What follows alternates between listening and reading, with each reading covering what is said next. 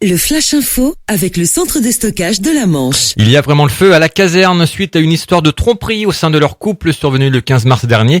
Deux gradés chez un même corps de pompiers du Cotentin sont passés devant le tribunal hier, accusés d'avoir violemment secoué sa compagne, qui avait des doutes sur la fidélité de son conjoint. Le don Juan en question s'est vu condamné à une amende de 1 200 €, dont 800 à sa victime en guise de préjudice moral.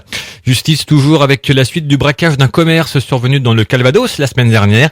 L'individu de 21 ans qui s'était vu maîtrisé par la gérante du bar en question a été condamné à 2 ans de prison dont 6 mois ferme. Le jeune a reconnu les faits et exprimé ses plus profonds regrets.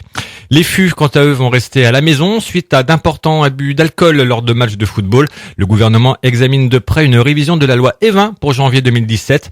Dans l'objectif de réglementer davantage les buvettes de district, les dérogations annuelles risquent de baisser, ce qui n'est pas du goût de certains joueurs qui voient une convivialité en péril, ainsi que des responsables de clubs qui affirment que les buvettes sont indispensables pour les finances de structures sportives.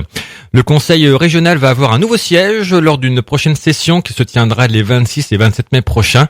La ville de Caen va être nommée comme nouveau fief de la Normandie. L'opposition, quant à elle, se pose des questions concernant la juste répartition entre Rouen et Caen. Et le président de région, Hervé Morin, affirme de son côté qu'il s'agit d'une question d'équilibre territorial.